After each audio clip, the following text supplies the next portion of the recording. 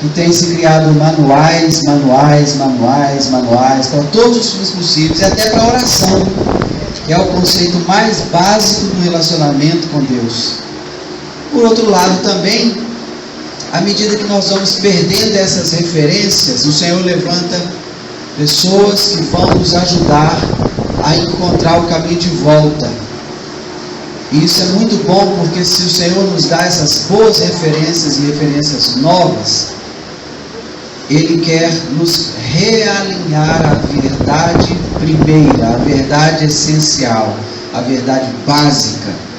A verdade, irmãos, é que nós temos enfeitado muito o Evangelho, temos enfeitado muito a Palavra de Deus, temos enfeitado muito a vida da igreja, e com essa quantidade de enfeites que apareceu, as pessoas hoje só conseguem ver os enfeites e não conseguem perceber a vida da igreja. Então esse assunto, eu creio que faz parte dessa busca nossa de encontrarmos tesouros escondidos do Senhor, que há muito tempo nós não falamos deles, e talvez esse momento, esse texto que nós acabamos de citar, escrito pelo apóstolo Paulo, dito por ele, esteja entremeado de tesouros, né, que nós precisamos garimpar e encontrar. Parte do que eu vou compartilhar com você, eu também recebi. E recebi de outras pessoas, homens de Deus, que não se cansaram e continuaram insistindo em viver um relacionamento íntimo com Deus.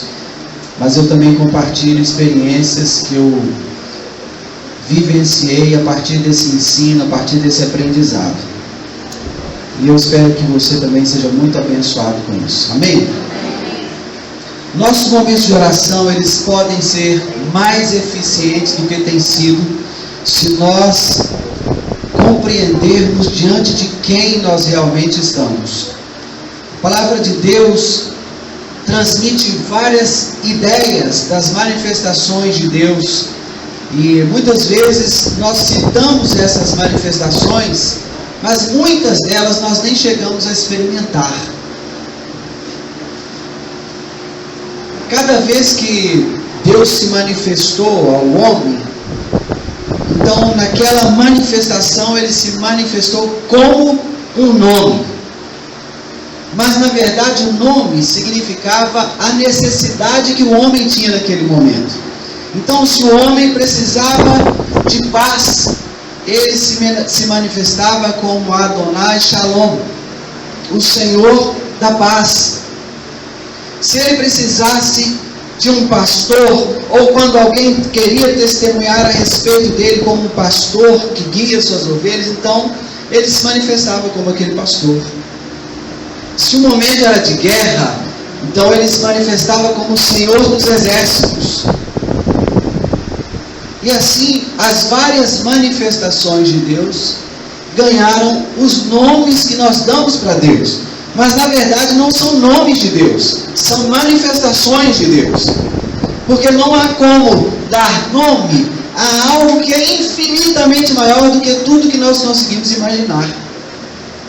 Não é possível nomear Deus. Então dizer que Deus se chama Deus é resumir Deus dentro da nossa caixinha encefálica. Dizer que Ele se chama Senhor é muito menos do que aquilo que Ele de fato deseja ser nas nossas vidas. Então cada vez que nós temos uma necessidade, Ele se manifesta de acordo com aquela necessidade, e aí nós vamos conhecendo Deus como aquele que supre todas as nossas necessidades. Então, muitas vezes, nesse contexto que nós vamos vivenciar, e você fez esse curso, essa escola, com algumas pretensões, e uma delas era que você pudesse ajudar pessoas a se verem livres de opressões malignas, e em alguns casos até de possessões malignas, né? E nesse contexto é que eu quero aplicar esse ensino que nós vamos trabalhar agora à tarde. Se você tomar o livro dos Salmos, desde o primeiro salmo você vai ver a manifestação de Deus como juiz. Quando você lê o Salmo 1, você vai ler lá assim: bem-aventurado o varão que não anda segundo o conselho dos ímpios, não se detém no caminho dos pecadores, nem se assenta na roda dos escarnecedores. Ele será como árvore plantada junto ao ribeiro de águas, a qual na estação própria dá o seu fruto. Suas folhas não murcham, e tudo quanto ele faz prospera. Não é assim? E aí, ao terminar esta bem-aventurança, em seguida você vai ler: os ímpios não são assim. Então ali há uma diferenciação entre o bem-aventurado e o ímpio. Ali já existe uma sentença. Alguém definiu quem é bem-aventurado e quem não é bem-aventurado. Se você toma também o Salmo 2, vamos abrir as Bíblias que eu acho que fica mais coerente. É só encontrar minha Bíblia.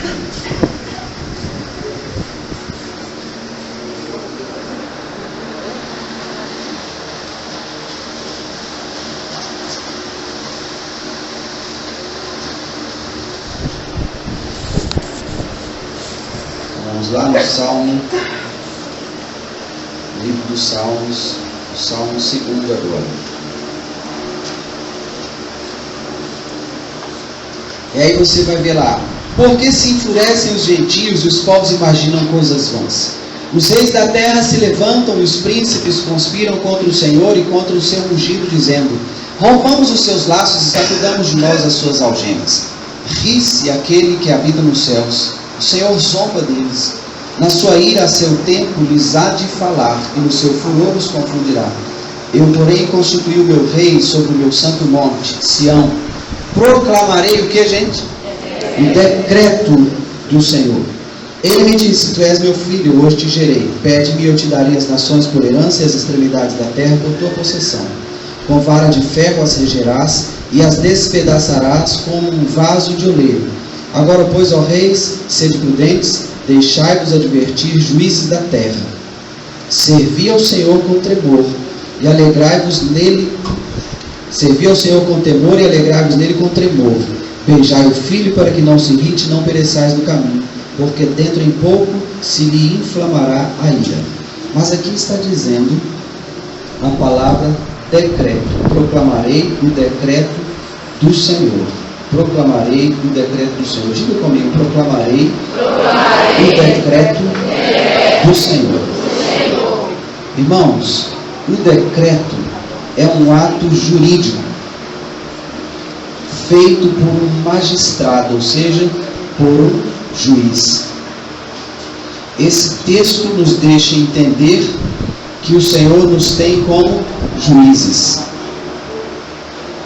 E de fato nós vamos ler mais à frente no Novo Testamento que nós haveremos de julgar anjos. Então, de fato, nós também somos colocados na função de juízes. No Salmo 3, o salmista invoca a manifestação de Deus como juiz dos seus adversários. Veja lá: Senhor, como tem crescido o número dos meus adversários. São numerosos os que se levantam contra mim.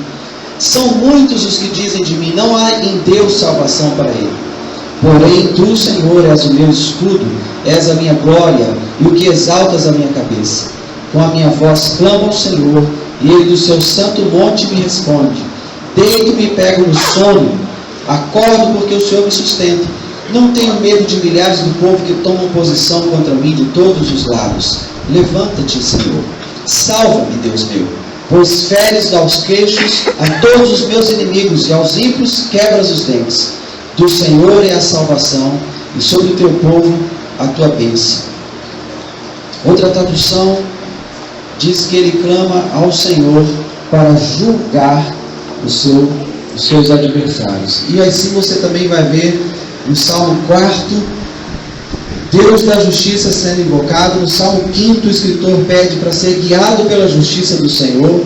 No Salmo 6, o autor clama pela misericórdia do juiz, para não ser castigado sem misericórdia. No Salmo 7, você vai continuar contemplando o escritor clamando para que o Senhor se desperte em favor deles, segundo o juízo que designara, apontando para Deus como juiz. Agora, atente para o Salmo 9, especialmente entre os versículos 7 e 10. Dá uma olhada no Salmo 9, entre os versículos 7 e versículo 10. Vamos ler juntos esse texto? Mas o Senhor permanece no seu trono eternamente, trono que erigiu para julgar. Ele mesmo julga o mundo com justiça, administra os povos com retidão. O Senhor é também alto refúgio para o oprimido, refúgio nas horas de tribulação. Então, se nós fôssemos fazer uma defesa de que há um tribunal celestial, essa defesa está pronta, porque toda a Bíblia vai nos apontar para Deus também como juiz, não apenas como juiz, mas também como juiz. Nós não estamos aqui para discutir se existe ou não um tribunal nos céus. Nós estamos apenas embasando essa informação, que é verídica e está aí. Agora, estes versos que demonstram esse tribunal devem ser observados por nós como quem contempla o Superior Tribunal Federal. Entenda isso. O Superior Tribunal... Tem algum advogado entre nós? Um estudante de direito nas fases finais do curso? Ok. O Superior Tribunal Federal resolve conflitos que afrontam a Constituição da República, a lei de hierarquia máxima do nosso país. Então, esse Tribunal de Deus se equipara, vamos fazer uma comparação assim, muito por baixo, mas é só para nós entendermos hierarquicamente como funciona e em que instância estamos abordando o tribunal. Ele se equipara como o Superior Tribunal Federal. Então lá está o Joaquim Barbosa, vocês conhecem muito bem de tanta reportagem que ouviram nos últimos dias sobre Joaquim Barbosa, que é o atual ministro-chefe do Tribunal Superior, né? Também vocês conheceram o Lewandowski. Estão lembrados do Lewandowski? Nós ficamos com uma imagem muito ruim daquele homem, né? Mas é que você traz dentro de você um senso de justiça própria muito alto, e às vezes nós queremos fazer justiça com base nos nossos desejos, e não apenas com base na lei. Agora entenda, um juiz não pode trabalhar de acordo com a impetuosidade e o desejo forte dele de condenar alguém. Ele precisa sempre trabalhar com base na justiça, com base na lei. Se os nossos juízes estão fazendo isso ou não, essa é outra história. Se estão fazendo de forma correta ou não, é outra história. Mas é como deveriam trabalhar. Então, esta é a instância do tribunal de Deus. Então, ele erigiu um trono para julgar, ele mesmo julga. Nós poderíamos também citar o apóstolo Tiago, no capítulo 4, verso 12, onde o Senhor é apresentado não apenas como um juiz, mas como legislador, né? Tiago 4,12, e lá o apóstolo está falando que nós não temos autoridade para julgar, nós não somos autorizados a julgar. Um só é o juiz e legislador.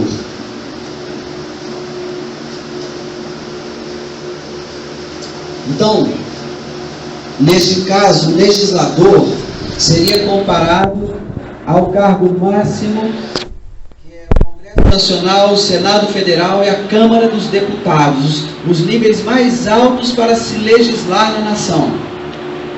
Então, Deus também ocupa essa função de legislar, Então, como senador, como deputado, né, como parlamentar de uma forma geral, Deus também poderia ocupar essas funções. Mas ele também é apresentado no Salmo como juiz, e uma série de outros textos corroboram essa ideia de haver um tribunal nos céus, como por exemplo o contexto de Apocalipse 20, versículo 11, falando do grande trono branco.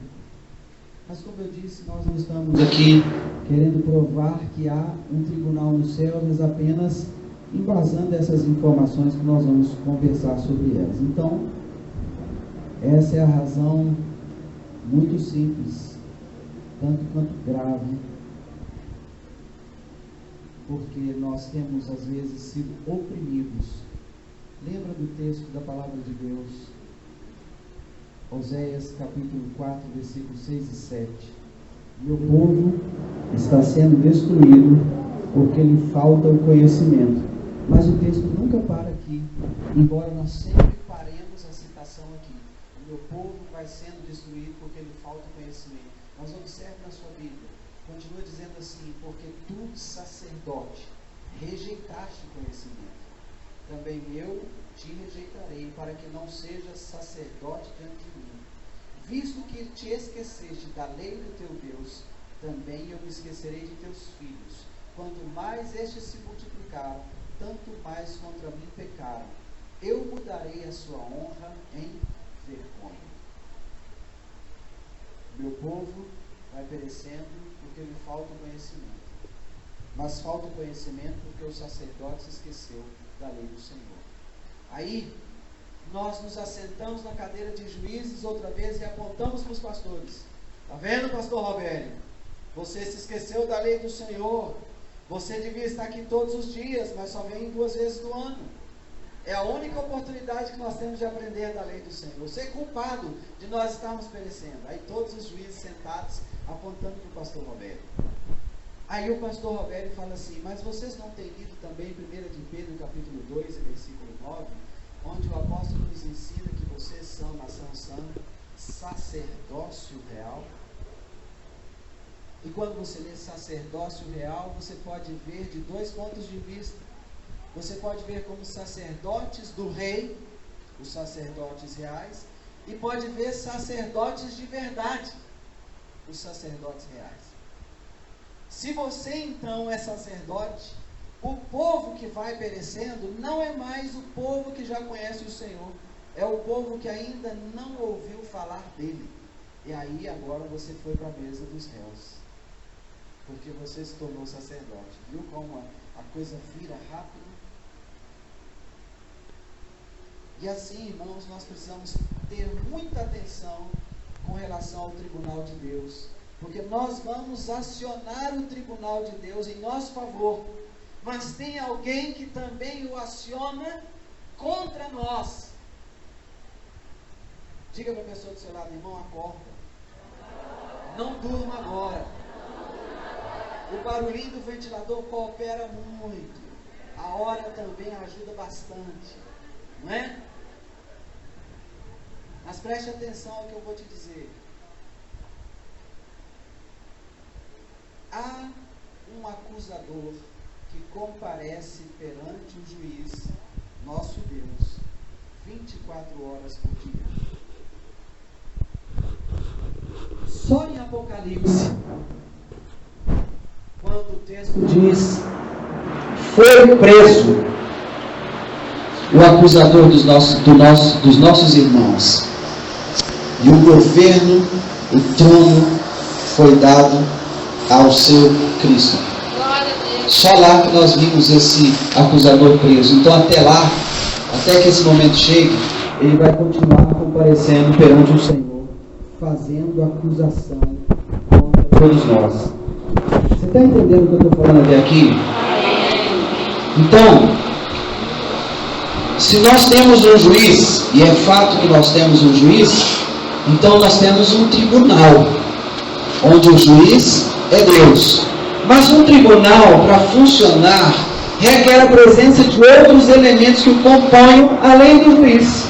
Por exemplo, o tribunal tem que ter um promotor de justiça. Quem estiver acompanhando o caso Bruno, está vendo aparecer várias vezes o promotor de justiça. É o homem que está falando que o Bruno vai ser condenado, e que aqueles réus todos vão ser condenados. Está lembrado? Tem que ter um promotor de justiça. No tribunal de justiça tem que ter também um defensor, um advogado que defende aquele que está sendo acusado. No tribunal também tem que ter um processo. Tem que ter os oficiais de justiça, que são aqueles que vão fazer cumprir a ordem do juiz. Preciso haver as partes. No tribunal também tem que ter testemunhas. Tem que ter um código de leis, que é o ordenador jurídico. Então, o juiz você já conhece. Vamos para outros textos bíblicos então. Apocalipse capítulo 12, versículo 10.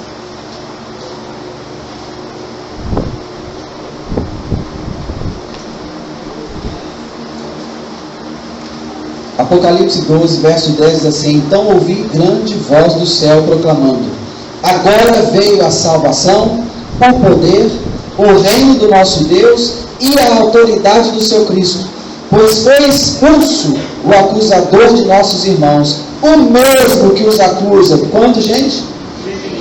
De dia e de noite, diante do nosso Deus.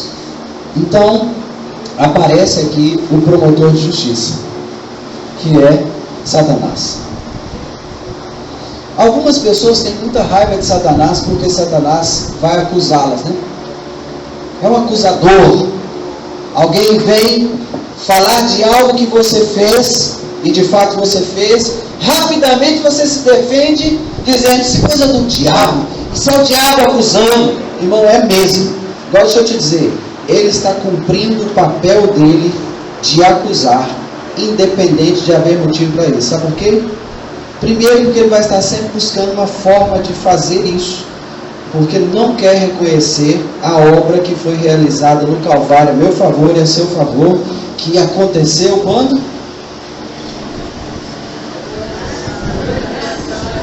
Antes da fundação do mundo. E você é de quando? Antes da fundação do mundo.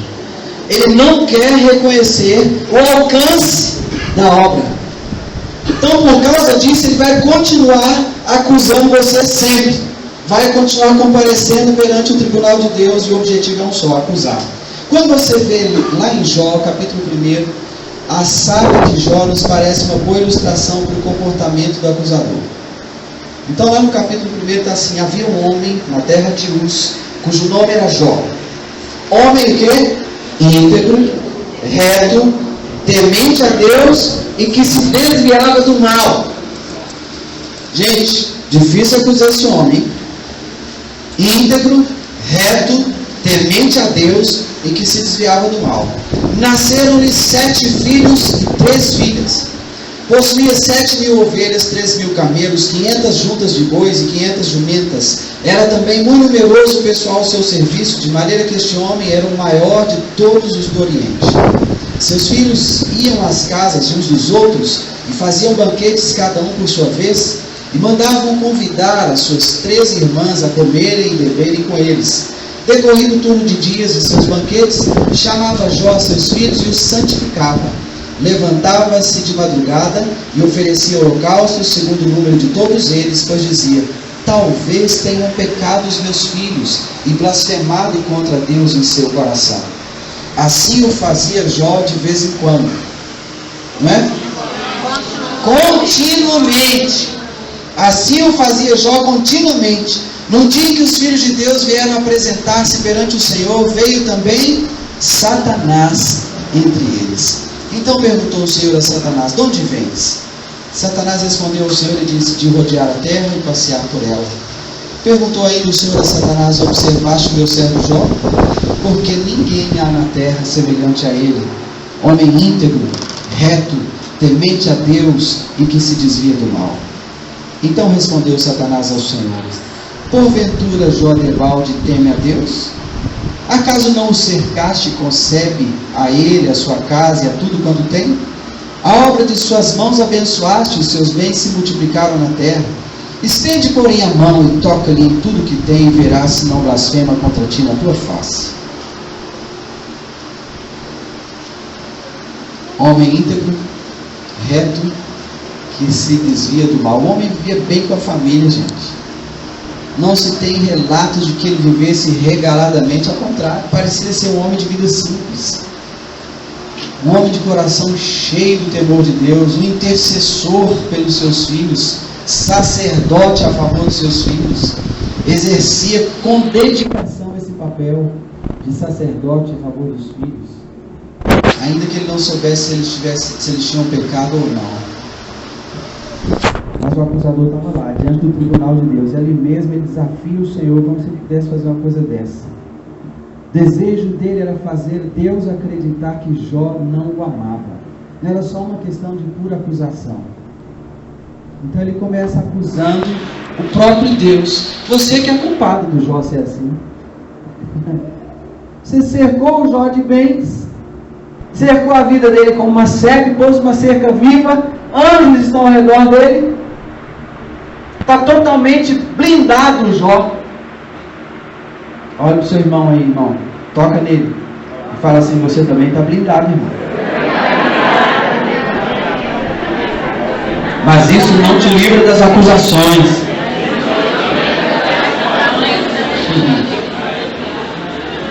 Aí começa um tempo de aflições na vida daquele homem temente a Deus. E aqui nós precisamos aprender algo com Jó.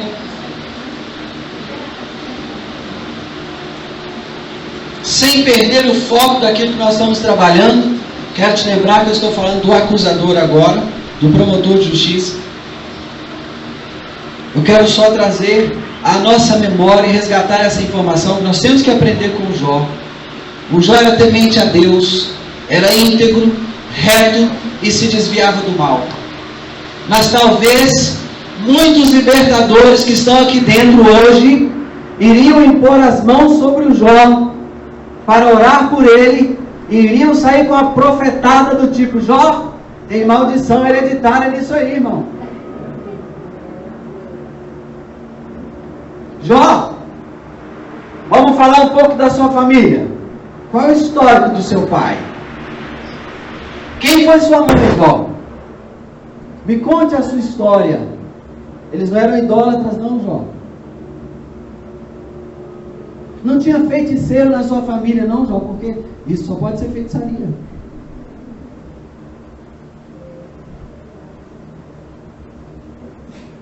Olha para a pessoa do seu lado, bem no olho dela.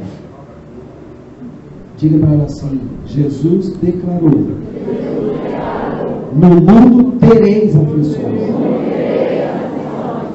Para quem ele disse isso?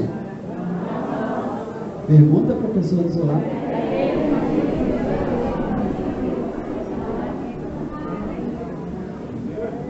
No mundo tereis aflições.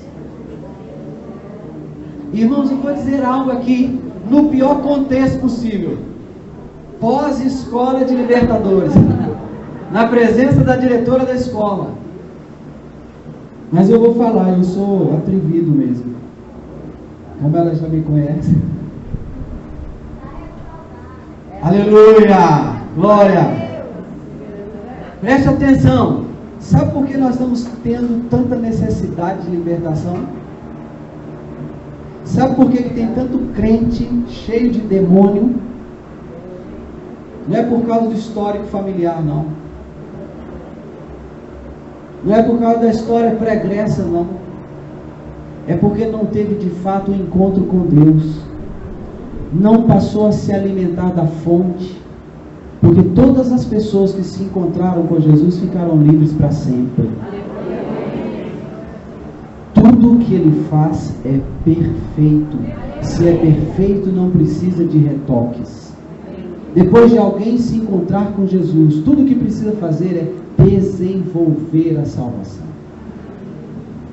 Mas como nós somos, ó, cabeça dura, bate, você vê como é que é duro, é duro. Aí nós temos que, de vez em quando, ser repreendidos pelo Senhor. E dizer: crente, presta atenção. Quantas vezes você está lendo a Bíblia no dia? Ah, não, é no mês, né? Quantas vezes? Não, no ano. Quantas vezes você lê a Bíblia no ano? Irmãos, as estatísticas do IBGE já têm um item novo acrescentado: crente, praticante e não praticante. Estatística do IBGE. Nunca pensei que eu fosse dizer uma coisa dessa na minha vida.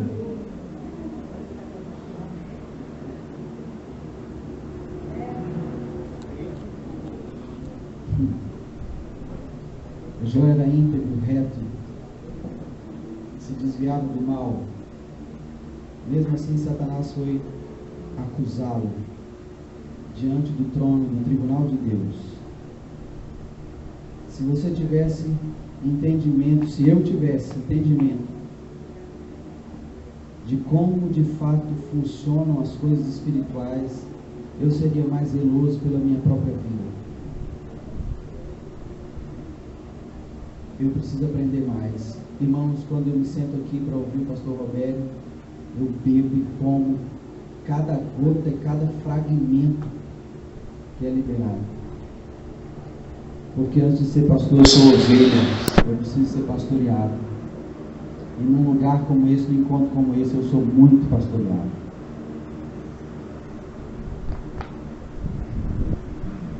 Então, às vezes a gente sai de uma escola como essa cheio de nós mesmos. Alguns faltam dizer assim: vem Satanás, agora eu estou pronto. Olha aqui meu diploma, ó. Todas as vezes que nós temos esse acampamento, eu desmancho isso. A pastora Vera, a Ivaxi e os outros do Rema são testemunhas. Todas as vezes eu desmancho isso. Saia dessa crença que você está pronto, irmão. Saia dessa crença. Nós não conhecemos nada do mundo espiritual. Nós vivemos com 1% de toda a luz que está disponível para nós. É muito pouco. Então, nós temos que acrescentar aqui nesses registros e nesse momento a verdadeira incumbência do promotor de justiça. Aí eu recorri a um advogado para ele me ensinar. Eu falei: eu quero que você me ensine a função dessas pessoas. Qual a função do promotor de justiça? O que ele faz? Por que ele está ali no tribunal? Qual o papel dele? Por que Satanás se enquadra nisso? Eu quero entender isso melhor, mas eu quero entender do ponto de vista técnico da coisa. Aí ele me falou assim, ó, preste atenção. Ele tem o dever especificado em lei de acusar, mesmo que não haja provas, sob o fundamento de ser responsável por defender a ordem pública e os interesses coletivos da sociedade. Portanto, ele não acusa apenas porque desejasse fazê-lo, mas por ser obrigado a fazê-lo com o intuito de manter tudo em ordem. Sabe o que eu entendi aqui? Ele trabalha como quem auxilia na manutenção da obediência à lei, inclusive no que diz respeito ao próprio judiciário. Então, quando ele comparece perante o juiz, ele faz isso solicitando que o juiz faça cumprir a lei conforme prescrita. E então, instaura-se o inquérito, processo investigatório que dá origem ao objeto da ação. Preste atenção. Quando Satanás comparece perante o Senhor para fazer a acusação, sabe o que Satanás está pedindo? O Senhor é justo, faça justiça.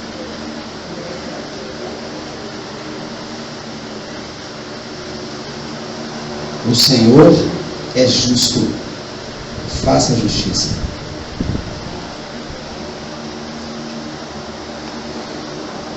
Por isso que ele quis enredar Deus naquela conversa fiada de que Deus tinha cercado Jó de toda sorte de bens, tinha colocado uma cerca viva formada por anjos para proteger Jó o tempo inteiro. Então ele falou: tira a proteção do Jó, tira os bens do Jó, o Senhor vai ver se ele não te nega, o Senhor vai ver se ele te ama de verdade. Satanás achava que Jó estava andando em integridade e retidão perante o Senhor por causa do que ele tinha. E irmãos, muitos crentes, muitos, estão andando em retidão, em integridade, meia boca com o Senhor, por causa do que eles alcançaram, por causa do que eles têm.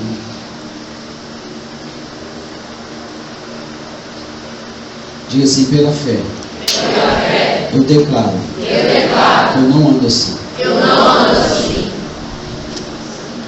Jó era íntegro por causa de quem ele era e por causa da consciência que ele tinha de quem Deus era.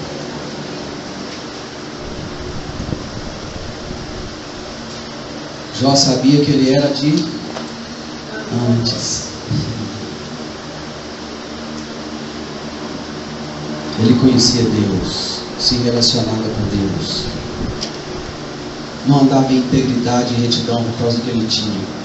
Era por causa de quem ele era e por causa de quem Deus era na vida dele.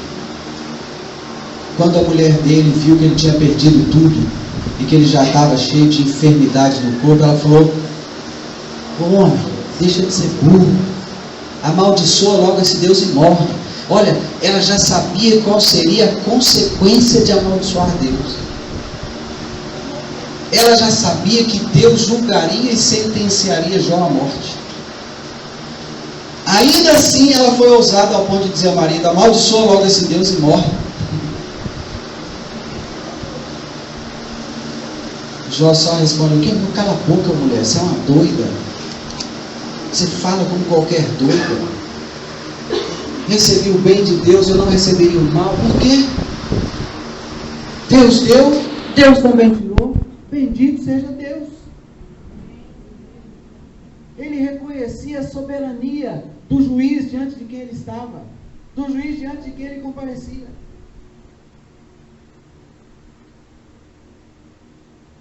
Mas o acusador tem que estar nessa função. E aqui você vai perceber que tudo que Satanás faz corrobora ou facilita ou coopera com a sua trajetória na direção da santidade, na direção do serviço a Deus, na direção do amor a Deus, na direção do cumprimento do propósito que Deus tem para você. Porque quando ele vai te acusar, ele te acusa com base na lei de Deus. E Deus, que é justo, vai fazer que o Espírito dele te convença do pecado, da justiça e do juízo. E aí você vai ao tribunal contra Satanás. A primeira epístola do apóstolo João fala-nos de outro personagem que está presente também no tribunal e tinha que estar mesmo. Capítulo 2, os 2 primeiros versículos.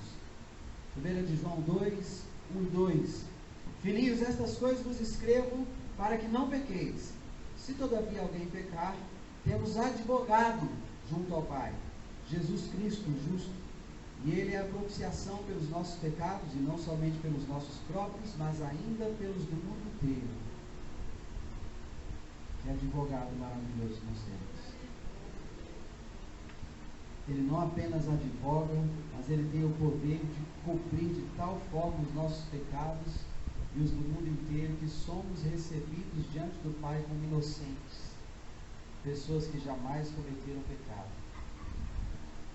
Maravilhoso sangue do Cordeiro, imaculado, sem defeito, nos purifica de todo pecado. É este advogado que jamais pode perder uma causa, porque os seus argumentos, se não fossem suficientes para convencer o juiz da sua tese, ainda tem o sangue, sem pecado, sem contaminação. Glória a Deus por ter nos dado Jesus. Amém, irmãos? Ele é o nosso advogado. Ele é o nosso advogado.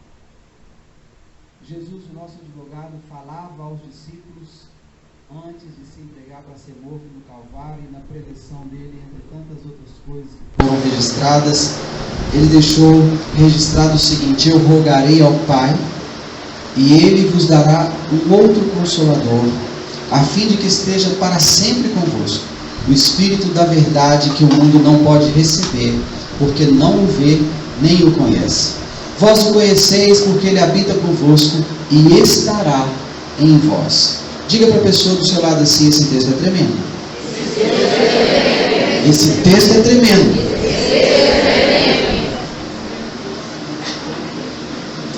Jesus, conhecedor que já era da corte celestial, providenciou para nós uma testemunha fidedigna, uma testemunha para ter validade diante de um processo, diante de um juiz. Ela tem que ter visto o fato. para ser considerada fidedigna, ela precisa ter visto o fato. Então, o Espírito Santo não está apenas conosco, ele está em nós. Então, quando alguma coisa acontece conosco, ele imediatamente está testemunhando o que está acontecendo conosco. Se ele habita em nós, ele pode ver tudo o que acontece conosco. Por isso é que ele comparece perante o tribunal de Deus em nosso favor como testemunha. Já que Jesus, sendo nosso advogado, não poderia testemunhar em nosso favor, apesar de ser ele mesmo a testemunha fiel relatada por Apocalipse. Capítulo 1, versículo 5. Então, dessa forma, você pode começar a ver, vai percebendo o tribunal de Deus sendo constituído, organizado para uma sessão. As testemunhas são equivalentes às provas. Então, a presença do Espírito Santo é equivalente a provas. Testemunhas são terceiros que assistiram ou conhecem o fato que motivou o processo. Então, eles poderão narrar esse fato ao juiz em momento oportuno, auxiliando-o no julgamento do processo. Mas tem mais. Então, você já tem o juiz, você já tem o promotor de justiça, tem o advogado e tem testemunhas. Agora, eu quero falar da existência dos oficiais de justiça na corte celestial.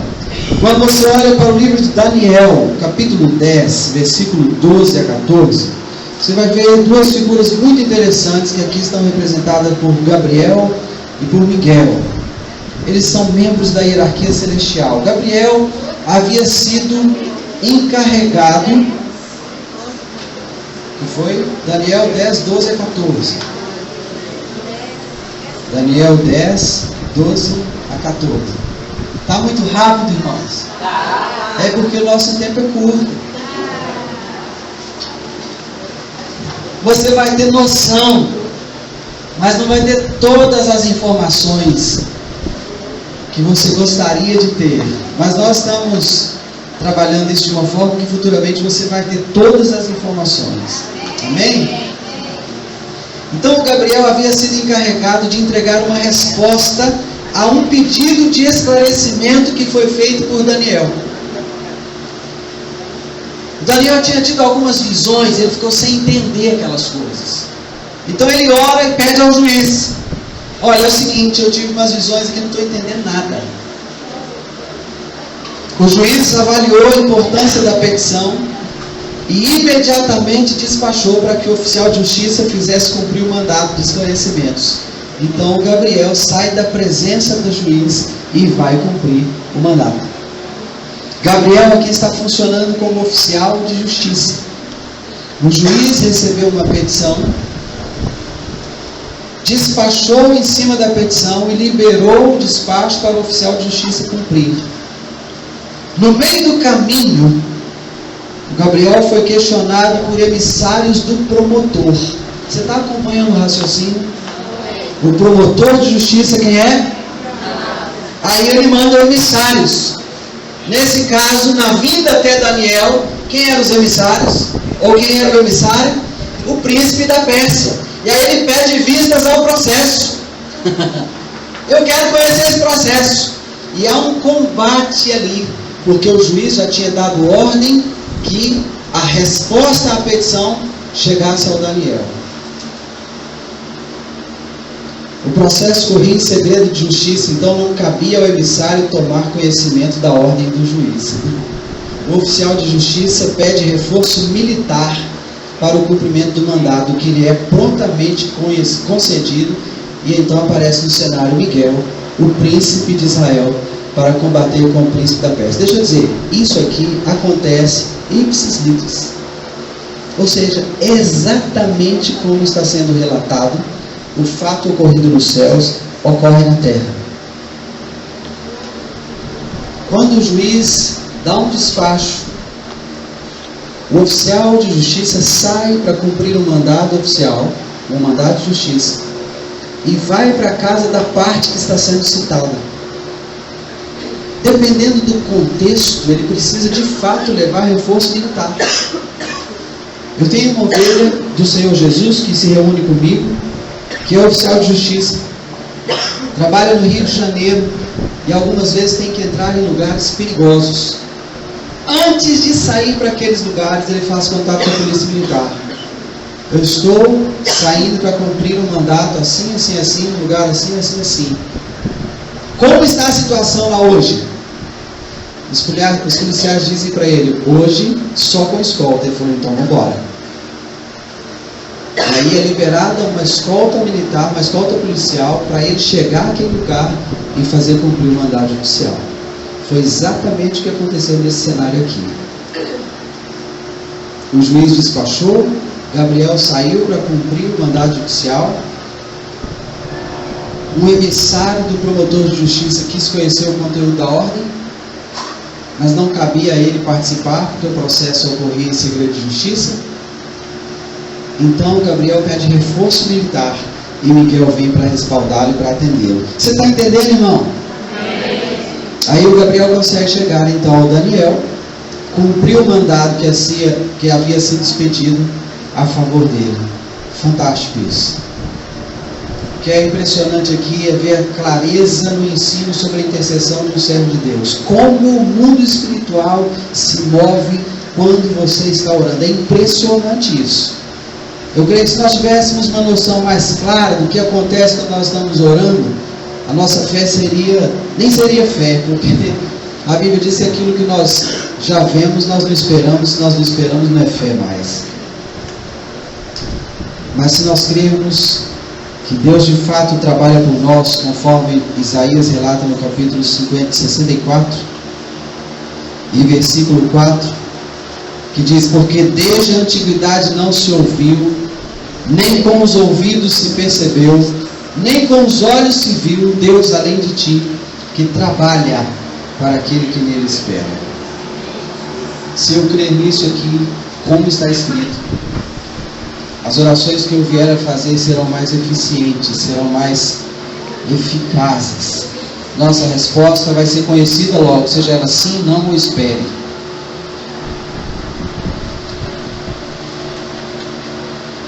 Enquanto você está orando, irmão, sempre tem um oficial de justiça trabalhando. Sempre.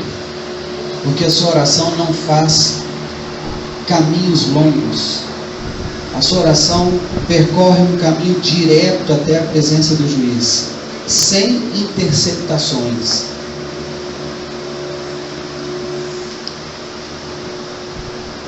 E Deus tem muito mais desejo de nos abençoar do que nós temos de ser abençoados. Deus quer te abençoar muito mais do que a bênção que você deseja. Você está pedindo para Deus um apartamento de 2 quartos, Ele quer te dar uma casa, um terreno só seu. Você está pedindo um Fiat Uno, Deus quer te dar um Audi. Está entendendo? Você está pedindo para ganhar a sua família, Deus está querendo te dar o seu bairro.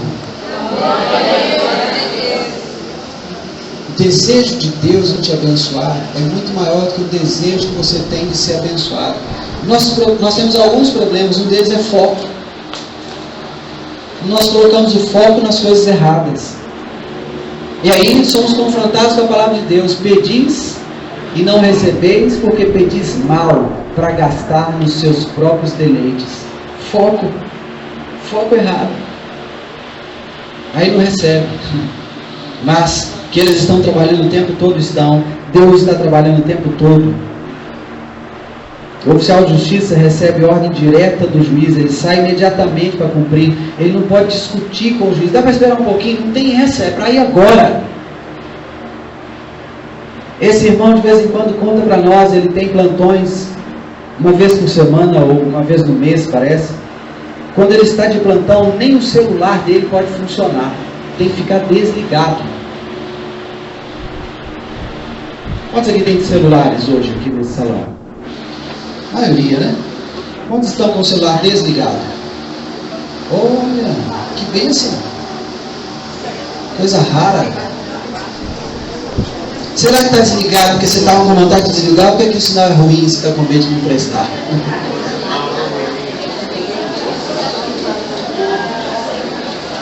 Guarde a sua resposta para você.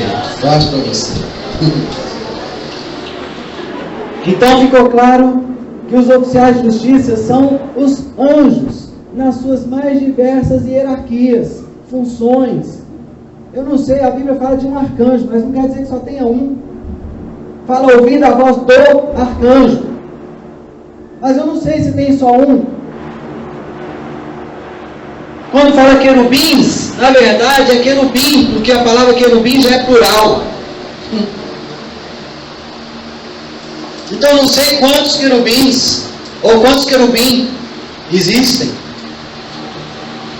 Não sei também quantos anjos. Eu sei que Satanás arrastou uma terça parte dos que estavam lá. Não tenho nem ideia de quantos são também.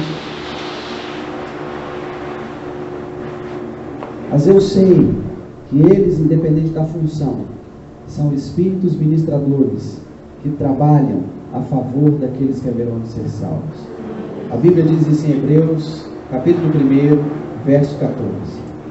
Eles trabalham a nosso favor. A nosso favor. Então nós temos diante do tribunal os oficiais de justiça que trabalham em nosso favor. Os anjos. O que você já viu? O juiz, promotor de justiça, advogado, a testemunha, os oficiais de justiça. Nós temos também o Código de Leis. E o Código de Leis aceito nesse tribunal é a própria palavra de Deus, a lei que ele mesmo escreveu. E olha, diz a palavra de Deus que ele a inscreveu nos nossos corações. Sabe, irmãos, eu acredito em uma coisa. Eu não posso comprovar isso, mas eu acredito no que eu vou falar, apesar de não poder comprovar.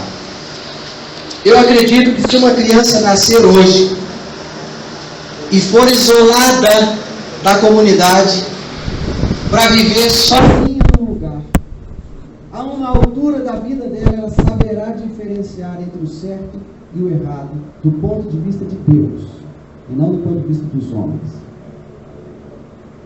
Sabe por que eu acredito nisso? Por causa disso aqui.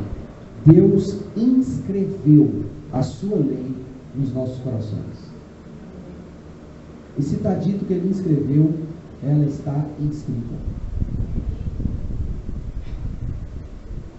Esse é o código, é o nosso ordenador jurídico, é o prumo que nos mantém de pé, é o fiel da balança.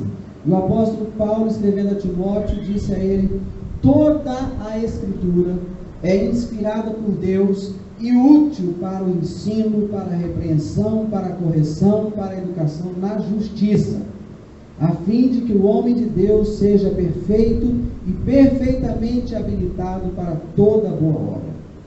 O código, irmãos, é inspirado por Deus e será o instrumento utilizado por Ele para todo tipo de julgamento que se fizer necessário. Foi o mesmo código que Jesus também utilizou contra o acusador. Quando Jesus estava no deserto, foi o conhecimento desse código que fez que Satanás o deixasse. Então, também é esse código que nos libertará do nosso adversário, do acusador. É o mesmo código. O nosso mestre nos garantiu: e conhecereis a verdade, e a verdade vos libertará. Conhecereis a verdade, e a verdade vos libertará. Esse texto, do ponto de vista jurídico, também é verdadeiro. Uma verdade, uma vez conhecida, libera libertação. A verdade, uma vez conhecida, promove libertação. No contexto, aqui também se aplica à sociedade. Por quê? Quantos dentro desse salão conhecem a Constituição brasileira? Quantos já leram a Constituição brasileira uma vez? Alguém já leu a Constituição? Quantas vezes?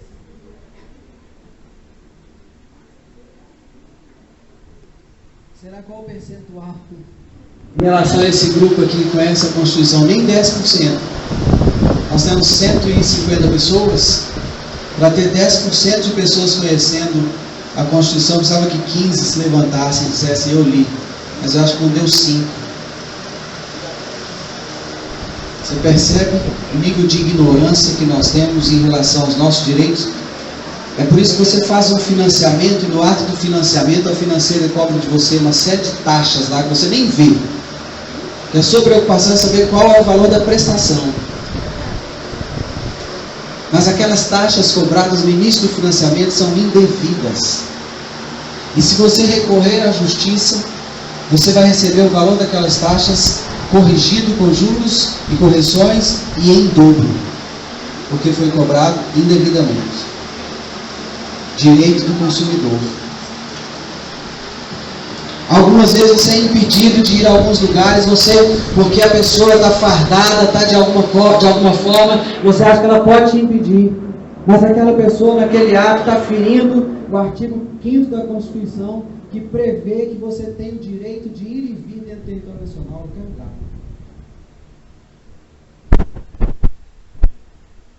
Aí nós somos cerceados nos nossos direitos.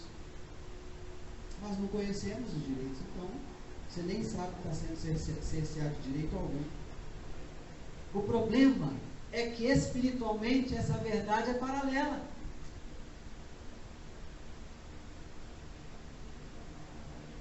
Nós estamos recebendo luz desde ontem nas nossas trevas. Irmãos, eu tive vontade de gritar várias vezes aqui filmando. O tempo que eu estava sentado ali, foi a hora que eu parei para ouvir da palavra. Eu tive vontade de gritar: glória a Deus, aleluia! Eu não sei se você se comportou como eu, assim, como uma situação assim. Eu acho que eu vou envergonhar essas pessoas, acho que eles vão se assustar. Eu acho que eles, não sei. Talvez você tenha pensado em eu não vou fazer isso não, né? Vou assustar o povo. Eu não sei, eu achei que a minha atitude foi errada. Eu devia ter gritado glória a Deus, dado um aleluia bem alto. Ia estragar um pouco a gravação, depois a gente edita. Tira aquele glória a Deus do de lá, depois edita, conserta essas coisas. Quantas vezes você foi considerado menos e concordou que você era menos e ficou naquela posição ali como se fosse menos, menor, inferior? Por quê? Falta de conhecimento. Ontem à noite o pastor Roberto disse que nesses dias ele iria nos apresentar quem, gente? Jesus. E aí ele está nos apresentando Jesus, nós estamos apresentando a nós mesmos, porque ele e nós somos um só. Nós sabemos disso. Sabe como? Teoricamente, intelectualmente. Precisa descer 20 centímetros, chegar ao Espírito, precisa ser rema, precisa se tornar verdade para nós, e verdade em nós. Aí nós saímos da mediocridade.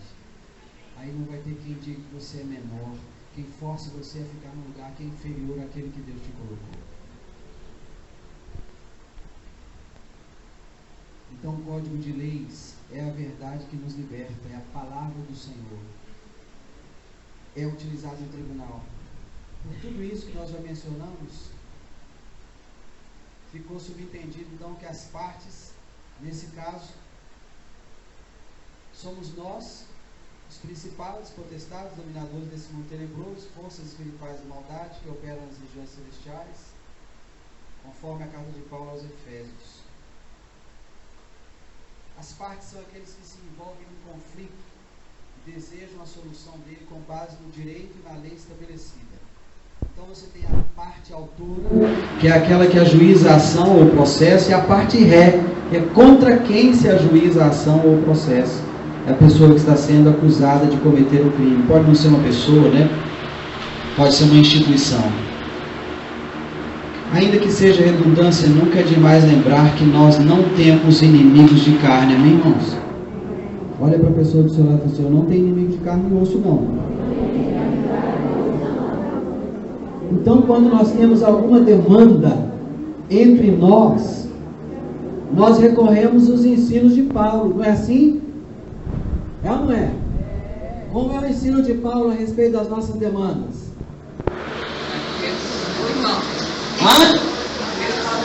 Nós vamos ao conselho da igreja, né? Olha, nós estamos enfrentando